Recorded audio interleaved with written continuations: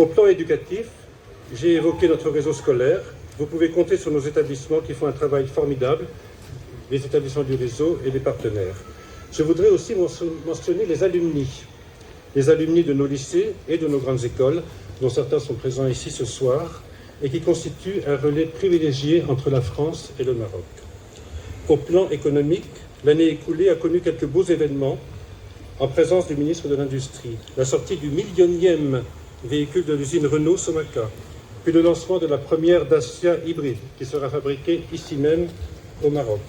Dans le secteur aéronautique, Hutchinson a inauguré un nouveau site de production et Safran Électronique a célébré dernièrement ses 10 ans à Nouasseur. Dans un autre domaine, EPC a ouvert une grande usine d'explosifs acétate.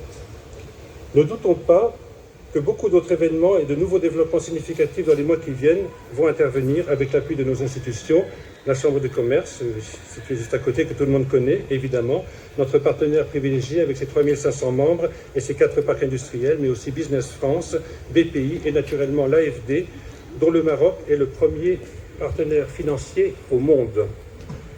Et comme je parle des entreprises, permettez-moi de citer toutes celles, françaises ou marocaines, qui nous ont apporté leur aide et leur soutien pour l'organisation de cette soirée. Le Crédit du Maroc, Codexpro, Danone, Le Sœur Cristal, du côté des voitures, DS Automobile, Renault Group, dont vous voyez les magnifiques exemplaires à côté, là-bas, RATP Dev, Safran, Orange, Total Energy, Schneider Electric, Société Générale, Tectra, Garnet, merci beaucoup. Et j'aurai une mention spéciale pour GPC Carton, qui nous a fabriqué cette magnifique Tour Eiffel et ses anneaux olympiques, pas très loin d'ici, vous les voyez certainement, en carton recyclé et donc parfaitement éco-responsable.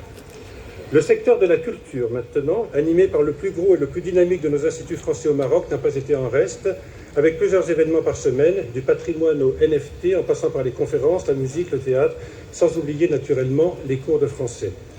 L'Institut, dans la foulée de notre événement avec la championne paralympique Perle Bouge en mars, va se mettre à l'heure du sport et des JO de Paris 2024, avec de nombreux événements dont vous serez informés au fur et à mesure.